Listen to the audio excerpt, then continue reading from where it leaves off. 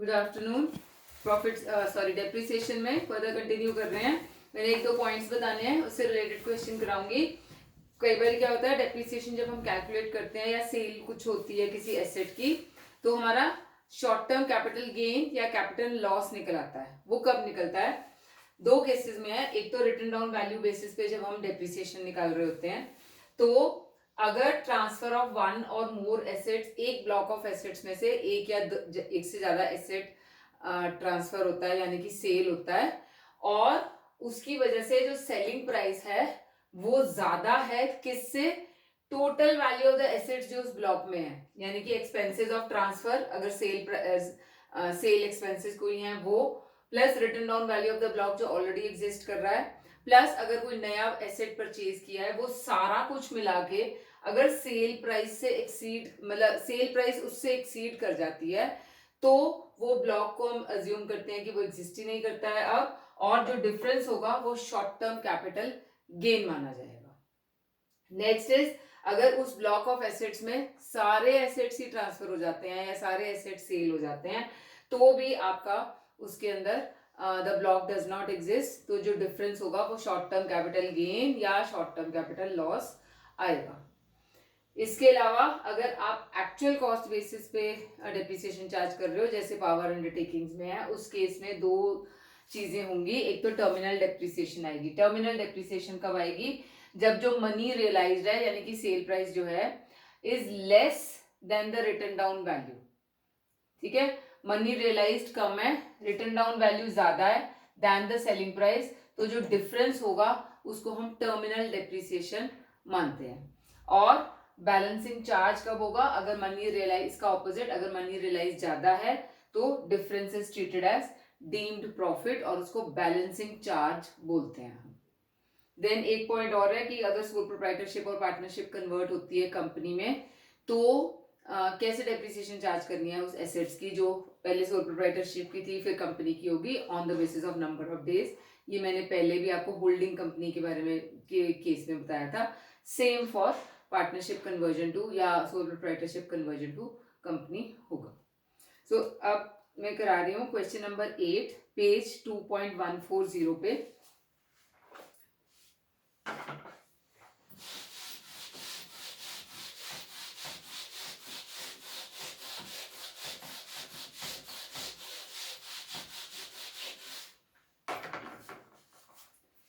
Goodluck Limited purchased a plant for 40 lakhs from Raj Udyog Limited and received 5 lakh by way of subsidy from the government for the purchase of the plant in June 2018, that is during the financial year 1890.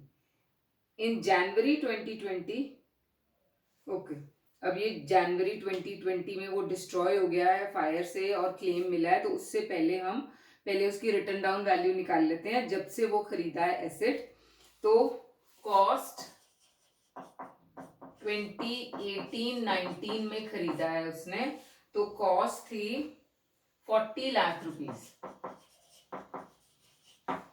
Subsidy मैंने बताया था शुरू में, जब हम value calculate करते हैं, अगर उस पर्टिकुलर एसेट के लिए एसेट खरीदने के लिए सब्सिडी दी जाती है, तो वो माइनस कर देंगे हम कॉस्ट से, minus subsidy received 5 lakh rupees की सब्सिडी रिसीव हुई है, हमारी नेट कॉस्ट आ गई 35 लाख। अब इसमें माइनस 15% डेप्रिसिएशन अज्यूम करेंगे, पूरे साल के लिए है, तो 35 लाख पे 15% डेप्रिसिएशन लेते हैं, 5,25,000, और एडिशनल डेप्रिसिएशन 20% भी लेंगे क्योंकि प्लांट एंड मशीनरी है। 35 लाख पे 20%, 7 लाख हो जाएगी एडिशनल डेप्रिसिएशन। टोटल डेप्रिसिएशन 12,25,000 हो गई।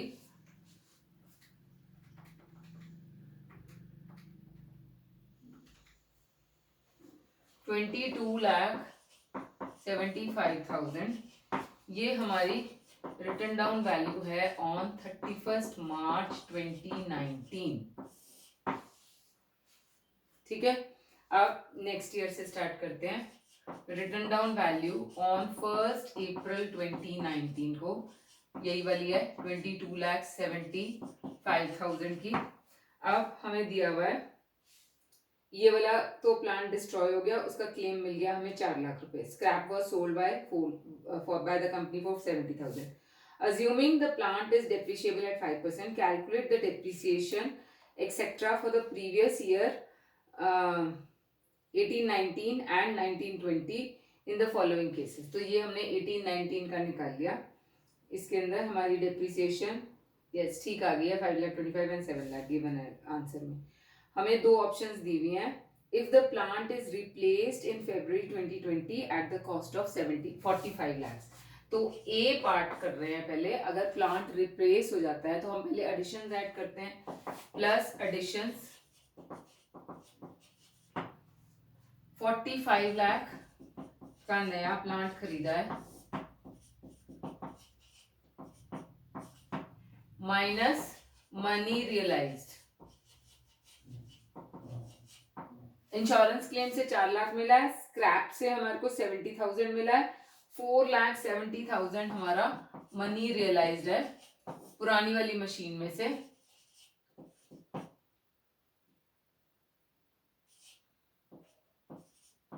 $63,05,000 हमारा आ गया एडिशंस और मनी रियलाइज करने के बाद।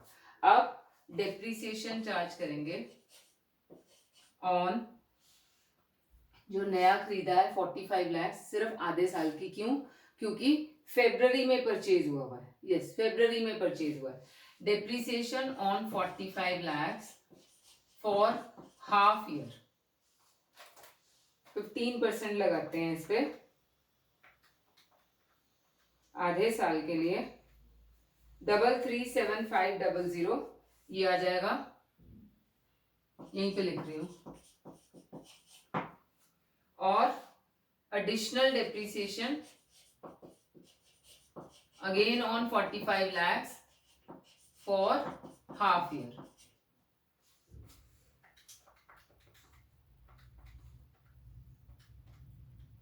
$4,50,000 ये हो गया। और बैलेंस अब कितना बच गया, इसमें से 45 lakhs माइनस कर दो, on balance 15% for full year.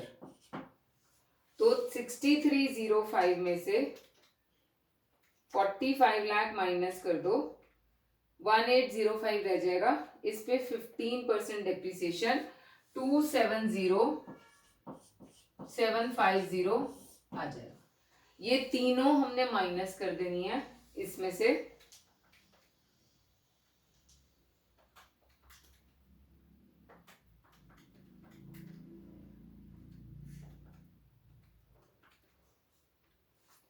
$524,6750 ये हमारी रिटन डाउन वैल्यू आ जाएगी अगर हम फर्स्ट वाला केस फॉलो करते हैं। यानी कि आपका मतलब नई मशीन एक और खरीद ली है। तो आंसर दिया हुआ है यहीं पर।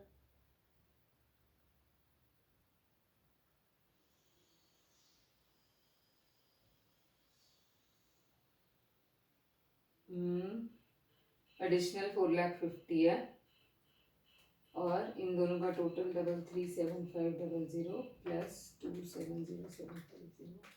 हाँ ठीक है, हमारा इन दोनों का टोटल उन्होंने 608 दिया हुआ है 15% वाला, और 4,50,000 अलग से दिया हुआ। अब सेकंड ऑप्शन में क्या है कि प्लांट जो है रिप्लेस नहीं हो रहा है, तो हम क्या करेंगे,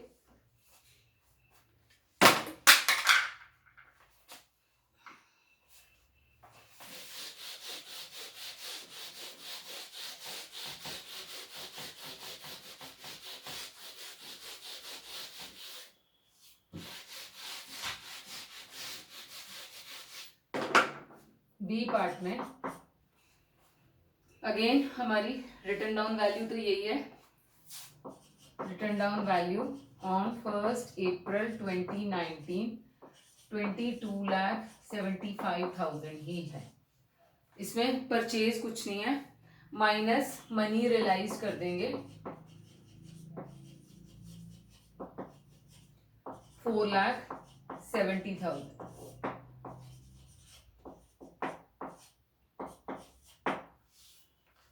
1805 हमारा ये आ जाएगा।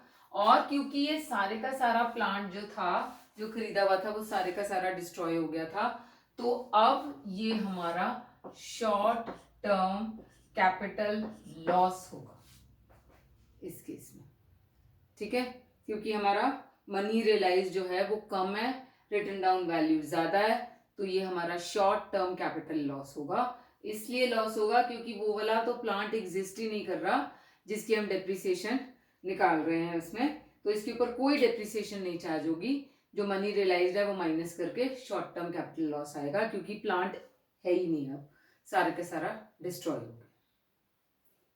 ओके, नेक्स्ट क्वेश्चन जो है उसमें B purchases 30th April a new machine of 1 lakh, bringing to the factory site he incurs the expenses on clearing, freight, loading, unloading 5,000, 1,500 और installation के charges 10,000 दिए हुए हैं। और उसके बाद it is found that a part of it is broken in repairing, and in repairing हमारा expenditure incur हुआ 7,500 का, एंड अल्टीमेटली 31 जनवरी को 2020 को वो मशीन रेडी फॉर यूज हुई, एंड डेट ऑफ डेप्रिसिएशन हमें दिया हुआ। तो आपने क्या करना है, इसके अंदर ये आपका होमवर्क है, टोटल ये जितनी भी एक्सपेंसेस हैं 1 lakh plus 5,000 plus 1,000 plus 500 plus 10,000 and plus 7,500, ये सारी ऐड कर देनी है, तो हमारी कॉस्ट बन जाएगी मशीन की। और क्योंकि मशीन बाद में यूज हुई है, जब खरीदी थी अप्रैल में तब यूज नहीं हुई, put to use for less than 188 days हुई है, तो आधे साल की डिप्रिसिएशन लगेगी 15% एंड अगेन हाफ ईयर की ही डिप्रिसिएशन लगेगी फॉर 20% एडिशनल वाली। नेक्स्ट क्वेश्चन है,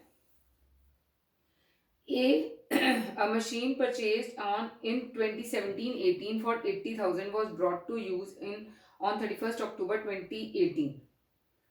ओके, पिछले साल में खरीदी हुई है 17-18 में और 18-19 में यूज हुई। तो मैंने बताया था पिछले साल में अगर कोई मशीन खरीदी है, अगले साल में उसका यूज शुरू हुआ है, तो अगले साल में चाहे 180 डेज के बाद यूज शुरू हुआ है तो भी हमने पूरे साल की डिप्रिसिएशन चार्ज करनी है। तो इस क्वेश्चन में 17-18 में खरीदी है मशीन, लेकिन पुट टू यूज 18-19 में हुई, वो भी 31 अक्टूबर के बाद, तो भी हम इसको फुल ईयर की डिप्रिसिएशन चार्ज करेंगे। तो इसको करना शुरू कर देते हैं साथ साथ।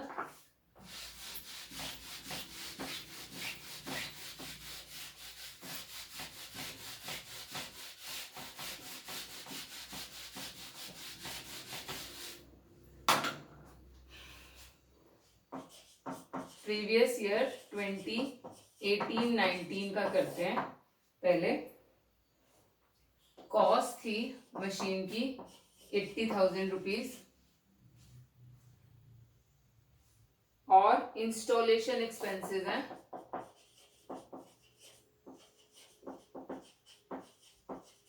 10,000, टोटल वैल्यू 90,000 होगी। अब अगले साल का दिया हुआ है, तो इस साल का हम पहले डेप्रिसिएशन चार्ज कर लेते हैं, माइनस डेप्रिसिएशन 15% फुल ईयर की लगेगी, क्योंकि ये मशीन पिछले साल में खरीदी हुई थी। 13500 आ गया।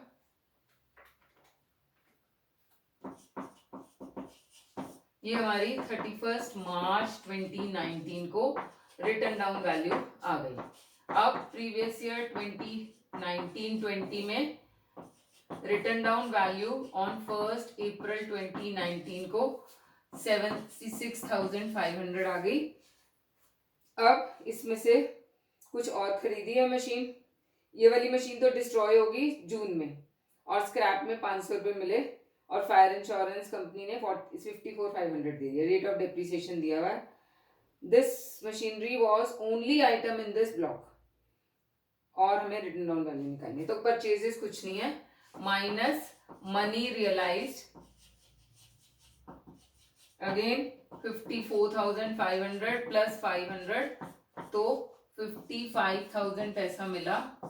ये कम है than the written down value, तो ये हमारा शॉर्ट टर्म कैपिटल लॉस हो गया। कोई भी और मशीन इसको इस ब्लॉक में एग्जिस्ट नहीं करती है और जो रियलाइज्ड वैल्यू है वो कम है than the written down value, तो ये हमारा शॉर्ट टर्म कैपिटल लॉस आ गया। ओके,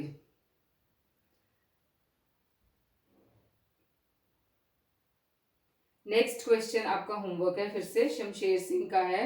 उसमें ही is engaged in the business of hiring motor buses और रिटन डाउन वैल्यू हमें बुक्स की सॉरी एसेट्स की दी हुई है, ऑफिस बिल्डिंग की है, मोटर बस की है, कार की है, और ड्यूरिंग द ईयर उसने जो बेचा है वो आप माइनस कर दोगे, अगर कोई खरीदा है तो उसको ऐड कर दोगे, और जो रेट ऑफ डेप्रिसिएशन दिया हुआ है उसको चार्ज करके तीनों एसेट्स का टोटल डेप्रिसिएशन कैलकुलेट करना है। ओके, नेक्स्ट क्वेश्चन करा रही हूँ, क्वेश्चन नंबर 12।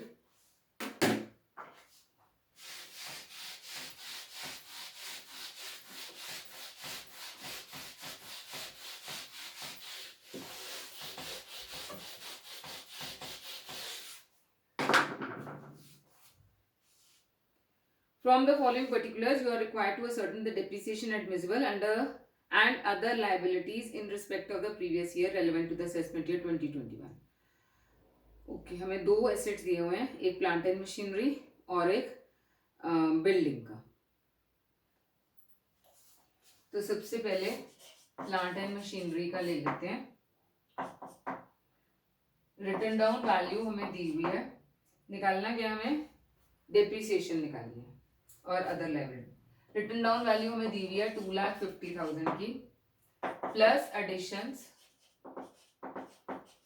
एडिशंस हैं 3 लाख की, और सेल भी 6 लाख की हमें दिया हुआ है। 3 लाख की एडिशन हो गई, 5,50,000 आ गया, माइनस जो मनी रियलाइज्ड है सेल से वो 6 लाख है। अब यहाँ पे मनी रियलाइज ज्यादा आ गया देन द टोटल एसेट्स की वैल्यू जो हमारे ब्लॉक में पड़ी हुई है, तो ये हमारा शॉर्ट टर्म कैपिटल गेन हो जाएगा 50,000 रुपीज का। एंड अब बिल्डिंग का भी निकाल लेते हैं। रिटन डाउन वैल्यू हमें दी हुई है 10 लाख की, माइनस परचेज कोई भी नहीं है, minus money realised is 2 lakh, 8 lakh रह गया।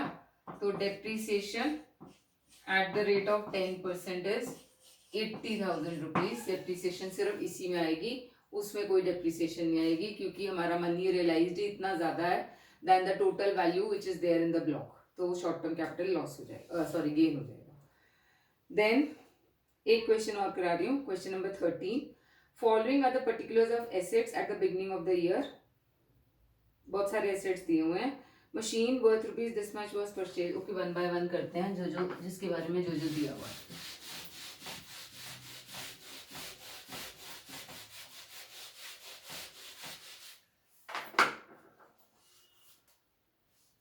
सबसे पहले हमारे को नॉन रेजिडेंशियल बिल्डिंग दी हुई है। नंबर 1 नॉन रेजिडेंशियल बिल्डिंग,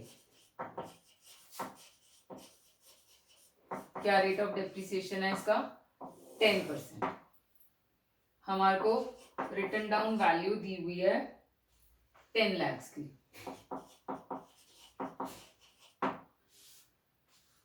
अब इससे रिलेटेड देखो कुछ दिया हुआ है, machinery this much purchase install, ये सारा कुछ मशीन से बेस्ड है।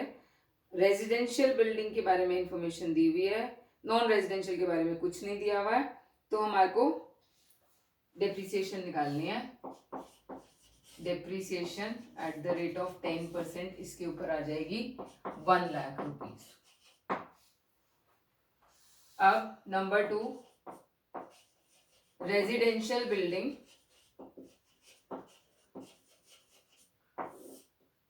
का रेट है 5%। इसमें भी हमें रिटन डाउन वैल्यू दी हुई है 5 लाख की। अब रेजिडेंशियल बिल्डिंग की क्या है, one residential building was destroyed by fire during the year for which the insurance company accepted a claim of 60,000 rupees. तो minus money realized 60,000, net value रह गई हमारी 4,40,000. बस और कोई इंफॉर्मेशन नहीं है इसके बारे में. तो depreciation at the rate of 5% इसके ऊपर आ जाएगा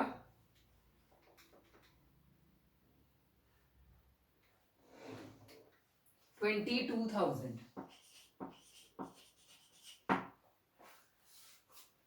देन नेक्स्ट है फर्नीचर.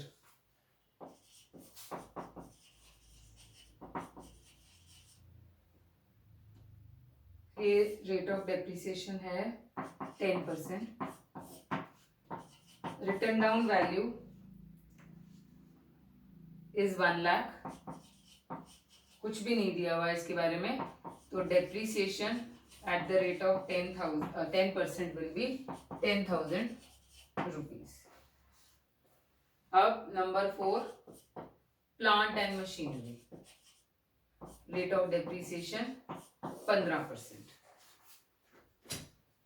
अब ये 15% के अंदर बहुत सारी चीजें हैं. मोटर कार भी है, ट्रक भी है, सब कुछ हम क्लब कर लेंगे.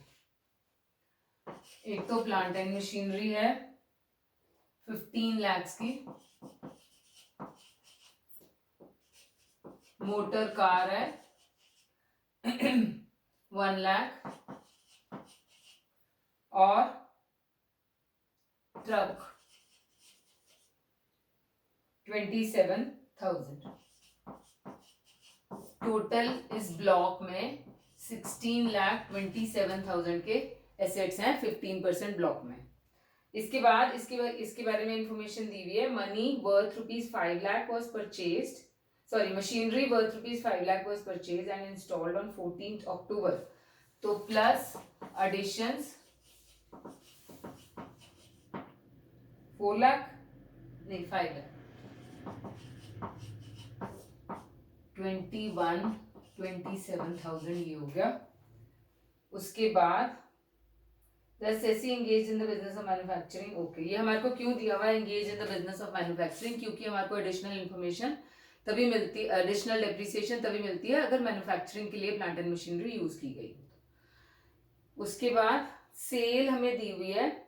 1 मशीन वॉज सोल्ड फॉर 45,000. तो माइनस मनी रियलाइज्ड 45,000.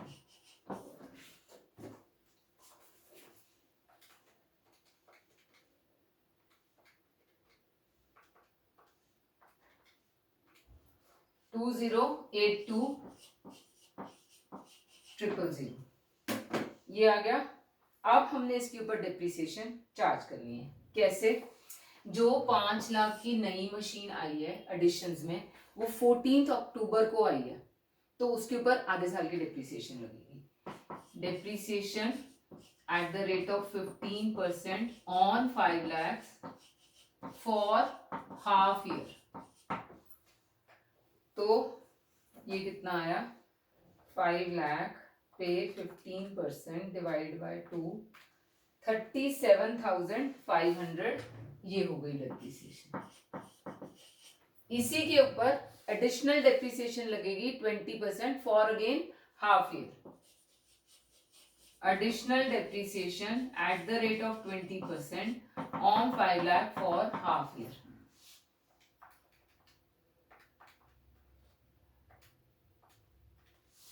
₹50,000 ये लग गई. अब इसमें से 5 लाख माइनस कर दो. Depreciation at the rate of 15% on balance.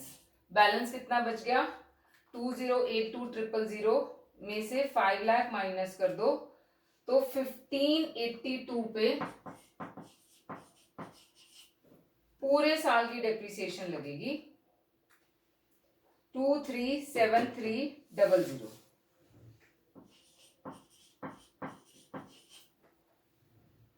बस और कोई एसेट तो नहीं रह गया.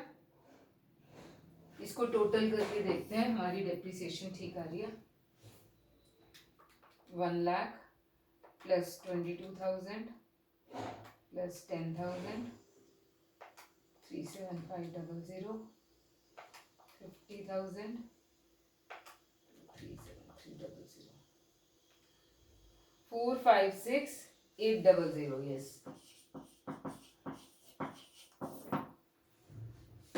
तो ऐसे आपने सारे एसेट्स की डिप्रिसिएशन कैलकुलेट करनी है. आज इतना ही करा रही हूँ. 2 क्वेश्चंस का मैंने होमवर्क दिया है, एक क्वेश्चन नंबर 9 और एक क्वेश्चन नंबर 11.